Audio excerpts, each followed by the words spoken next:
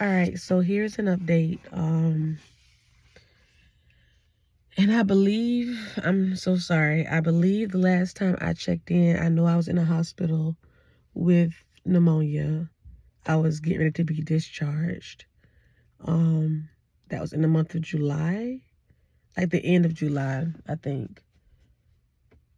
Somewhere around there. And I believe I was like 26 or 27 weeks. I would have to go back to the video and check. Either way, I am now 35 weeks and 4 days. So we did make it past the 33 weeks that I delivered my son. Praise God.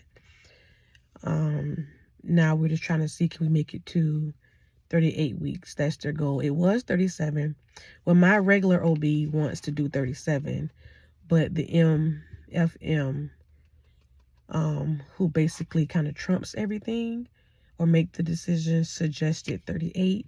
So my OB put me on a schedule to deliver at 38 weeks. If anything happens before then, as far as an emergency, then that's when my OB trumps the or what he wants overrides the high risk team here. So right now I'm at 35 weeks and 4 days. I have 3 appointments right now a week. I see my regular OB, and then I see the high risk twice a week. My regular OB once a week. I did a test. You know how you go for your, checkups, urine test or whatever. So I am spilling protein. No matter what, you're going to always spill some type of protein. It's just not really a lot, especially when you're pregnant. So as you know, right now we just check, when I started spilling some, well, for the longest I had no trace. Even when I thought I just knew I was going to have some protein, I would be surprised that it came back as no trace. So maybe like around, I want to say August, I would have 1+ trace or whatever, which basically indicates there's some, but it's not an amount that's going to cause alarm at all, that they even want to pay attention to or want to monitor. They still consider that basically is not, you aren't preeclampsia. You don't have preeclampsia when you have 1 trace. So then by the end of August, I was in the 2s. Like, yeah, I had 2+ trace. And don't quote me on this exactly, but I believe it's like, for 1 is like 100 or 1,000. 2 is like 200, 2,000. And then 3 is like, 3+ is like 300. So when you get a 3+, it's just telling them that that's the trace amount. They don't know the exact amount. So I got that reading, but because everything else looked okay, they didn't really focus on it. But they know that preeclampsia is in the area or already there, just may not be severe. So the high risk doctor, and not even based on those results, just in general, with me being a kidney transplant patient and with all the other things that I have going on, he wanted to just do a preeclampsia workup anyway. So I did a 24-hour urine, and I just did some blood work on top of having my regular non-stress tests and ultrasound. Baby is fine. She was sleeping today, so she kind of failed the stress test, but they did the ultrasound just to make sure she's fine or whatever. They just want to check on me. At this point, it's me.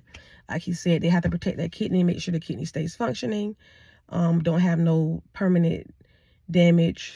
So today, when I turned in everything and I asked him, what will happen at this point, he basically said, they know I'm spilling protein. That's not the question.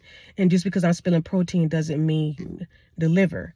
This test that I did is going to determine how much protein I'm spilling and if my kidney function is being affected. And they're going to look, and I get my kidney function done like once a month. So they're going to look at the change in the amount also. If it's been like a drastic change, then that lets them know that, yes, there's preeclampsia. It's starting to affect her kidneys, you know, just stuff like that. So then that will determine the outcome of what's going to happen. And I know I'm rambling. I didn't write nothing down. I was supposed to be in check-in with y'all. Is the last 2 months, month and a half have been hard. So based on the results that I get will determine what happens next.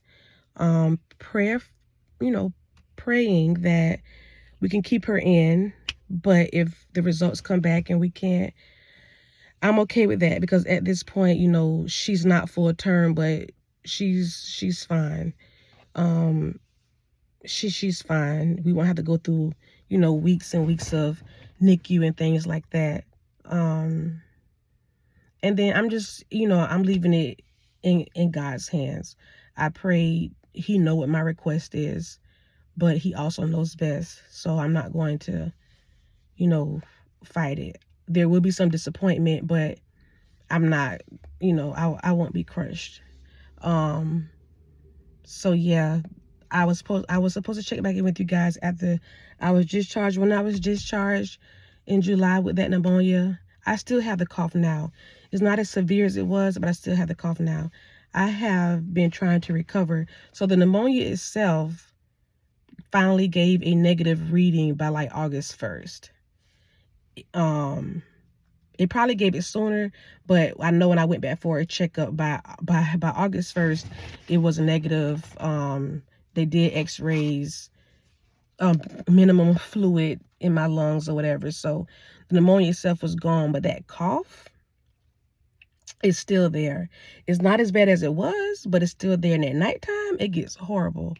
And just, it took me a while to get back to the point where I could breathe. I can breathe now, but it took about a month till I get back to the point where I could breathe. So it's like the pneumonia itself was gone, but I still had some major symptoms that just had me down bad. And I just didn't care. I didn't have the energy. So no, I haven't been, I may have walked twice. Yeah, I may have walked twice. I have not been walking. I have not been to the gym.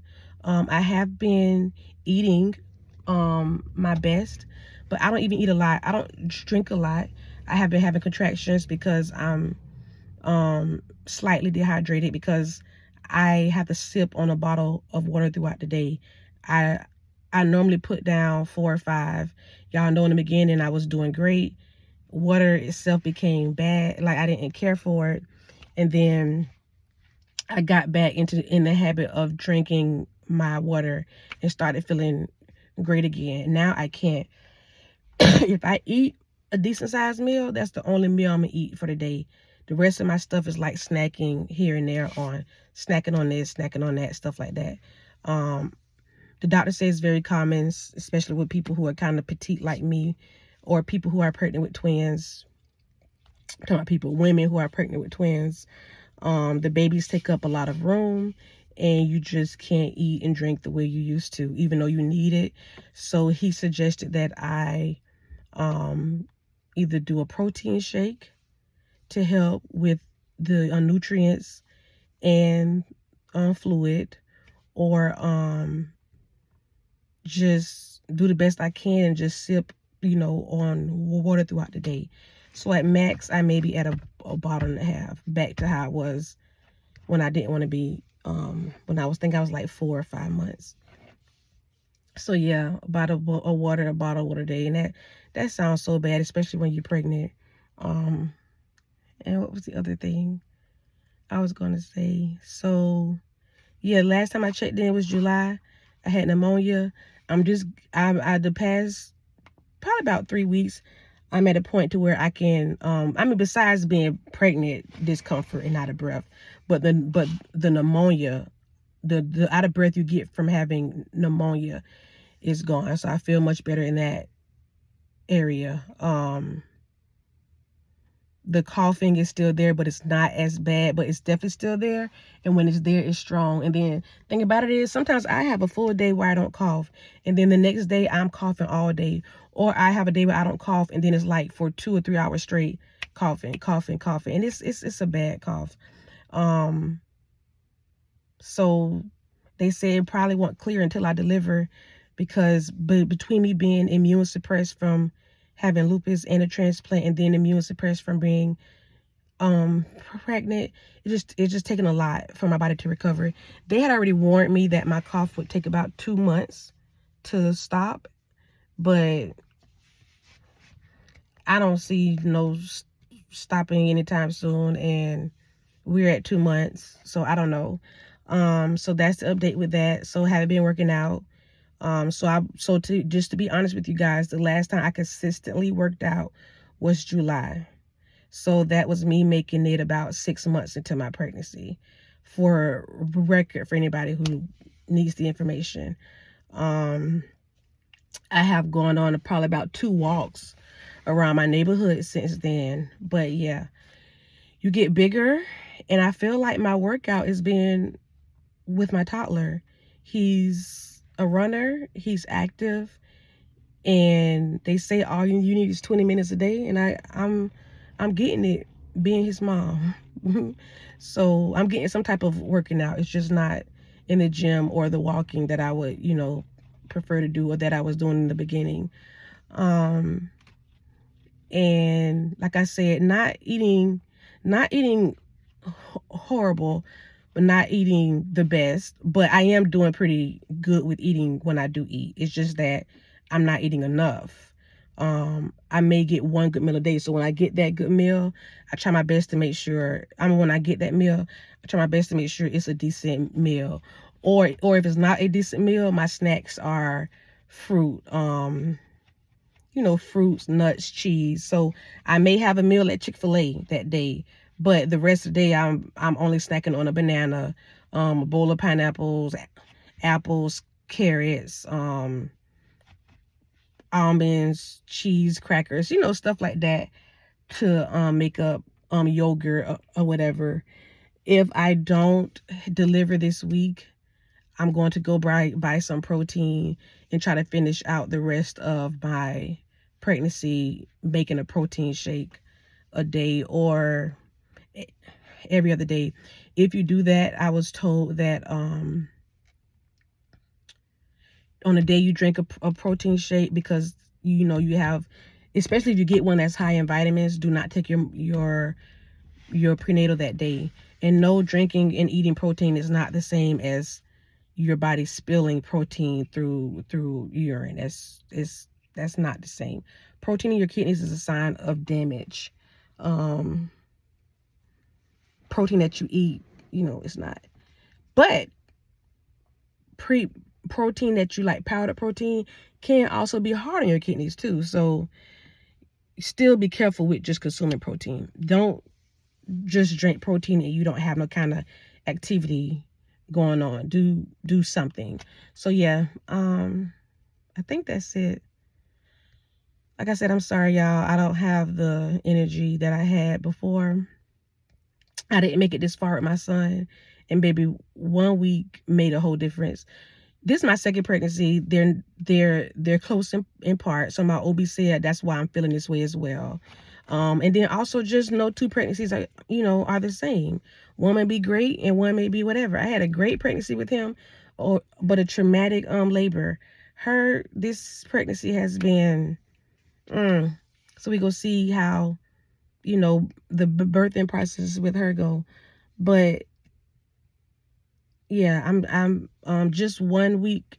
When I got to week 34, which is like literally, like I could say, a week after he was born, everything, I was already having some discomfort, don't get me wrong, but that week everything just, yeah, intense back pain, can't get comfortable when it's time to go to sleep, crotch feel like it's spreading, constant pressure, constant pressure, sometimes pressure so bad you can't move. And she is head down, so that's that's where it's coming from. I don't really want to go into details because some of the stuff, it might scare you from pregnancy, but yeah, it's real. It's real. Thank God for the experience. This will be my last, so I will definitely do an update before, or even if it's one last update. So this update is just updating you from the pneumonia, where we are now. I just did a preeclampsia workup, as they call it. I should have all the results by tomorrow. And that will determine if they're going to go ahead and admit me to deliver, or if they're going to do a close monitoring, which if I'm already seeing 3 times a week, I don't know how much close monitoring they can do. What will determine if they're going to go ahead and admit me is if my kidney function, and they said protein to creatinine ratio, I think that's what he said, is not good. He said if it's just protein in my urine, my blood pressure still staying under control, then they would just, keep a close eye on me until we get to 38 weeks. If the results come back that kidney function has declined, creatinine is increasing, protein is at a severe, dangerous amount, I'm spilling a lot, and then the blood work does a creatinine protein ratio. If that's high, then he said, then yeah, more than likely, I would be admitted, because they need to make sure. He said, especially if the kidney function is not good, because that's what they need to take care of and make sure that's still safe. So I could possibly be pregnant another 2.5 weeks or another couple of days. So that part I will let you know. Once I get the update on that, I will let you know what's going on with that. So we'll see. If it was up to my OB, I would be delivering at 37 weeks anyway, which would basically just be another 1.5 weeks. But so we'll see how things go. Like I said, at this point, I'm leaving it all in God's hands. I've made my prayer request, but I've also made it known that I'm okay with whatever the outcome is, as long as her and I both make it out of this situation healthy, and I'm in a place where I can take care of my baby, because there's no point in me delivering. I don't want to say there's no point. I don't ever want to say that, but it would suck to deliver a healthy baby and then I'm not healthy enough to take care of her. So that's it, you guys. I'll be back, hopefully.